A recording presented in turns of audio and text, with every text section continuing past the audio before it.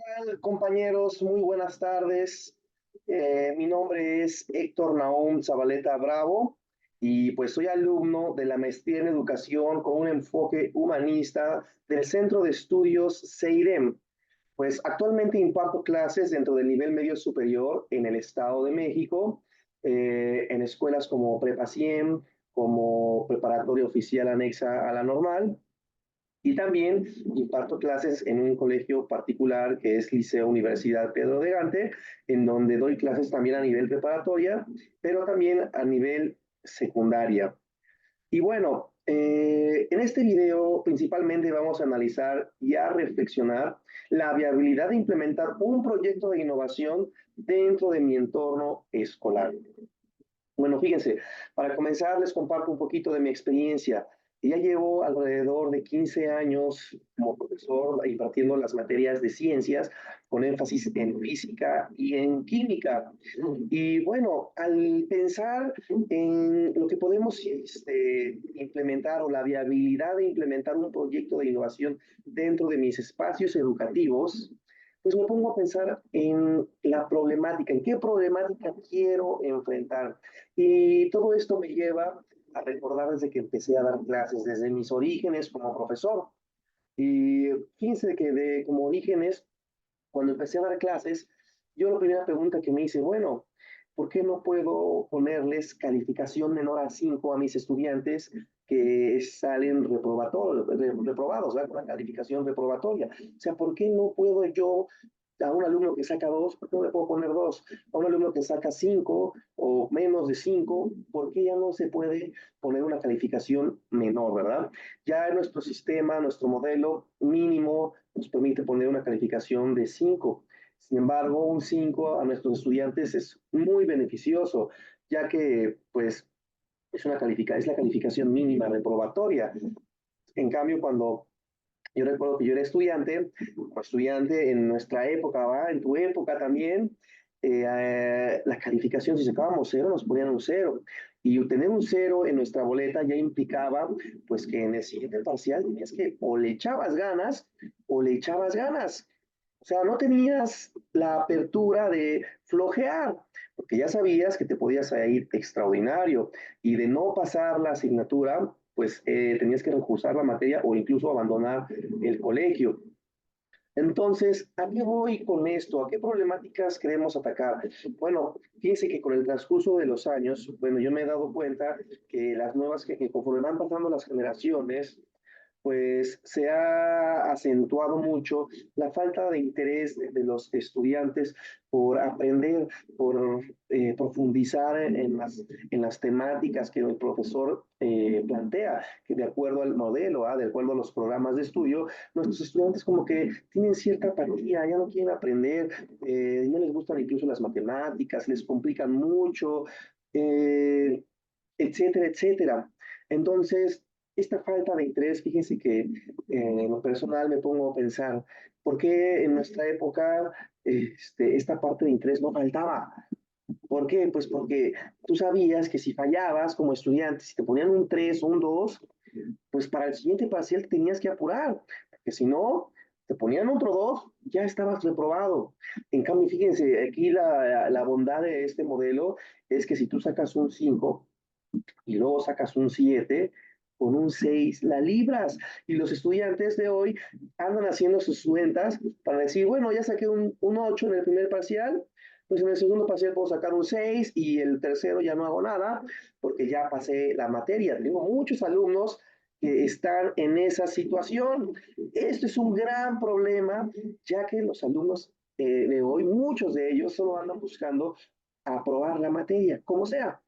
Y esta parte de aprender, de tener un interés por comprender un poquito más allá de lo que es la asignatura, a lo mejor estudiar por ellos mismos, buscar otras fuentes, sin nombrar que hoy en día tenemos un montón de recursos, ¿verdad?, para poder alcanzar un aprendizaje, ya que si, por ejemplo, si no le puedo entender al maestro porque a lo mejor no me cae bien o porque la materia es muy difícil, bueno, ya tengo acceso a muchas otras herramientas, como pues canales de YouTube donde yo puedo observar clases, ¿verdad?, de profesores, tengo libros, tengo podcasts, tengo muchas herramientas, tengo compañeros, ¿no? Tengo otros profesores, en los cuales yo podría buscar como estudiante otras alternativas. Sin embargo, los alumnos de hoy ya no quieren, no quieren ese interés por buscar, por aprender, por ellos mismos, tener una solución, a lo mejor algún tema que ellos no entiendan, ¿verdad?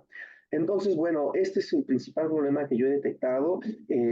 Yo lo uno con esta parte de que, pues, como profesores hoy en día, ya nos resulta muy difícil poner calificaciones, bueno, más bien no difícil, sino ya no podemos poner calificaciones menores de 5. Además, también, pues todos sabemos que se nos restringe mucho esta parte de la reprobación. Fíjense, a nivel secundaria, de plano, sí nos dicen cero reprobados, no puedes reprobar. A nivel secundaria, ¿eh? ¿Qué significa? Que los alumnos de secundaria, si ellos quieren, nada más van 1 o 2 días y con eso tienen para pasar la materia. No me hables si están aprendiendo, si tienen conocimientos. Tengo alumnos de prepa que no saben absolutamente nada, no saben a veces fracciones, no saben porcentajes, no tienen el conocimiento mínimo para poder enfrentar o abordar una asignatura como física, por ejemplo, ¿verdad? En donde llevas despejes, llevas fórmulas, llevas teoremas, etcétera. Entonces, todo esto pues se va acumulando como una falta de conocimiento que viene desde la primaria, se acumula en secundaria y llegan a prepa pues casi igual. Y en prepa, a pesar de que nos dicen, bueno, sí, puedes reprobar alumnos, pero pues tienes que tener como que todas las herramientas, los elementos y además cuando repruebas un alumno pues le carga más la chamba al profesor porque tienes que implementar nuevas estrategias. O sea, pareciera que hoy en día reprobar a un alumno es un pecado, ¿sí o no? Para el maestro, no para el alumno. Entonces, todas estas problemáticas que te estoy planteando, pues le podemos poner algún proyecto de innovación, algo con que poder eliminar o disminuir esta apatía, esta falta de interés. Pues yo puedo atacar esta parte desde dos formas, ¿verdad? La forma que nos toca a nosotros como profesores, pero también hay otra manera de plantearlo desde la forma en que nuestro gobierno, desde que nuestras autoridades educativas, pues decidieron prohibir, reprobar, prohibir, disminuir la calificación. Yo creo que esto hizo que pues todo nuestra educación en México cayera, ¿ah? Se viniera básicamente abajo. Ahora, al hablar de la innovación, ¿qué viabilidad tengo de implementar un proyecto en donde disminuya este índice de apatía, este índice de interés? Pues yo creo que tiene que ser un proyecto que se trabaje en conjunto. El gobierno, la parte que maneja las leyes, que implementa las acciones, con la parte de los maestros y bueno, también la parte de los padres de familia, ¿va? Aquí es como que un actuar en conjunto, no nada más de uno solo. Yo la veo un poco difícil en poder implementar un proyecto que realmente funcione si alguna de estas tres partes se niega, ¿va? Se niega o tiene otros intereses. Entonces, para eso existen herramientas como las que hemos estado teniendo en nuestras clases, ¿verdad? Como hablar de inteligencia artificial en la innovación educativa. En esta parte de la inteligencia artificial, fíjense que se me suena muy interesante, ya que aquí pareciera hablar de inteligencia artificial y tecnología pareciera que van de la mano, ¿no? O sea, tú hablas de inteligencia artificial, automáticamente, ¿qué te viene a la mente? Claro, pues implementar tecnología. Cuando, ¿verdad? Hablar de inteligencia artificial y tecnología no son sinónimos. Aquí, en esta parte de la inteligencia artificial, el profesor debe de actuar como un líder en la educación, en donde debe estar consciente que si aplicas esta parte de la inteligencia artificial, dice aquí que te puedes ahorrar entre un 40 y un 50% de tus tareas como profesor a diario. ¿Qué te parece? ¿Te gustaría ahorrarte chamba a diario? A mí sí, yo espero que a ti también.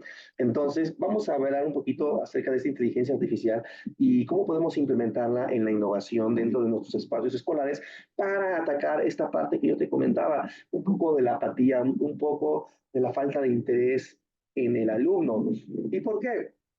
Bueno, al hablar de inteligencia artificial, fíjate bien, en educación, hablamos de cómo podemos implementar y hacer que el alumno utilice su creatividad, su curiosidad, su pensamiento crítico en cada una de nuestras labores, de nuestras actividades que hacemos con él, ¿va? Como esta parte del acompañamiento.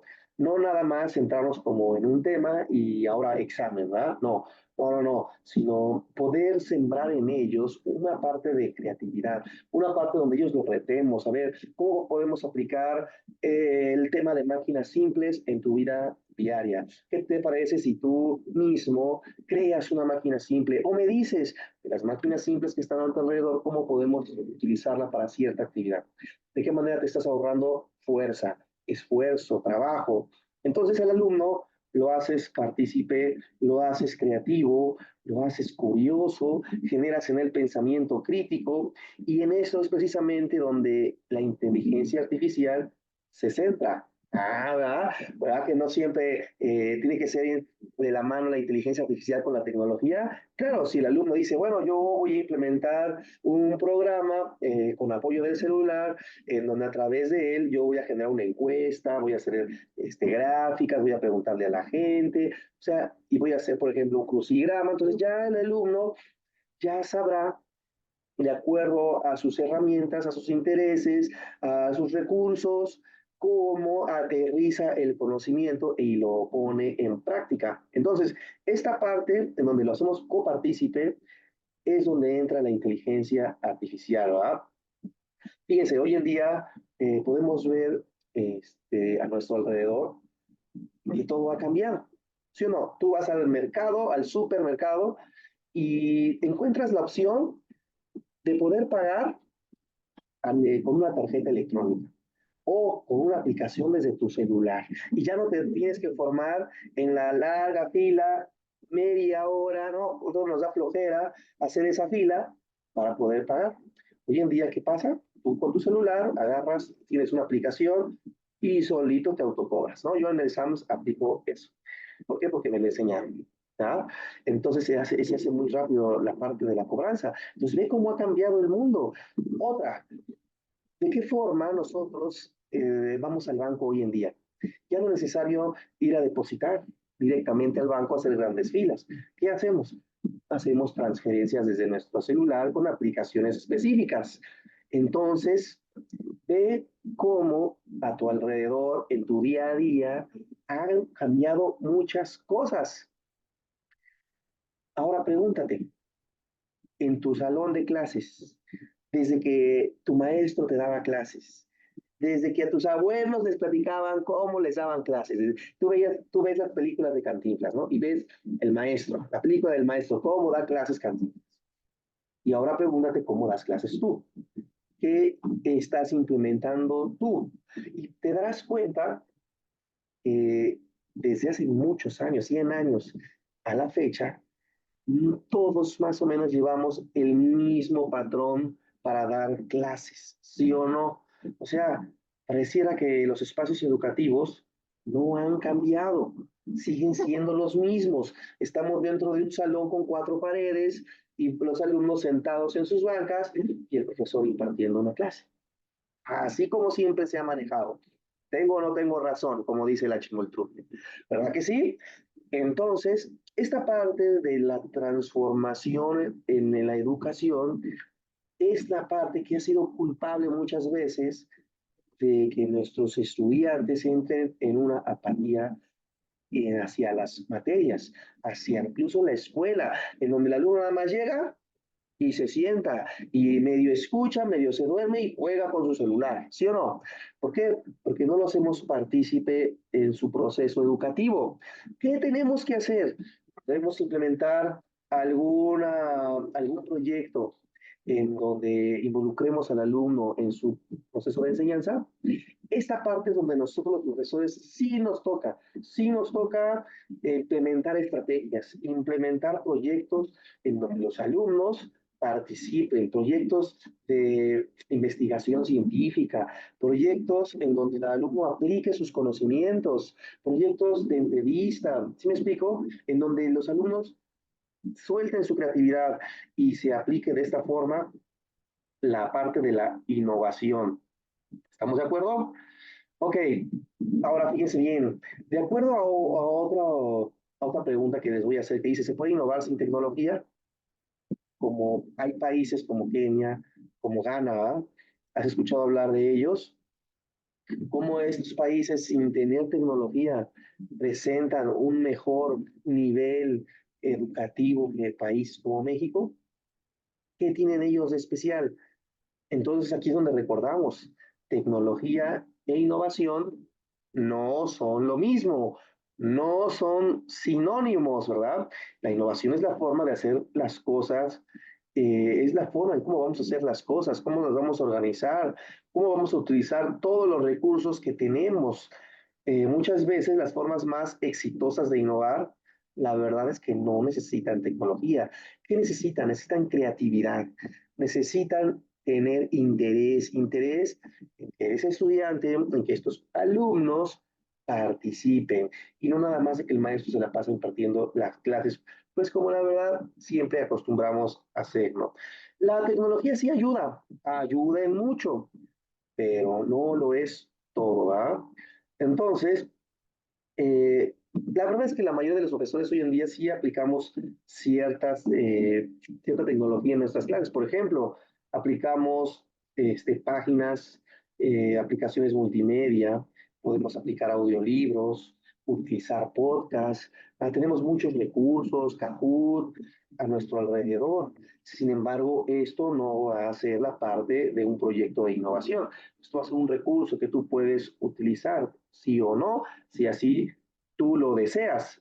Entonces, eh, para finalmente terminar mi participación en este video, ¿podemos innovar? ¿Podemos crear un proyecto de innovación en mi entorno escolar? Sí, sí podemos hacerlo. Sin embargo, si nos ayudara un poquito más el gobierno, a mí me gustaría, por ejemplo, que pudiéramos sacar cuatro a un alumno que sacó cuatro o tres y hacerle presión. Y si tú no te pones ganas, si tú faltas mucho, si tú no quieres trabajar en clase, va a haber una consecuencia. La consecuencia es que vas a reprobar. Y si repruebas, repites el año o repites el semestre, y vas a ver que te va a dar vergüenza que tus compañeros hayan pasado al siguiente nivel y tú te quedaste atrás.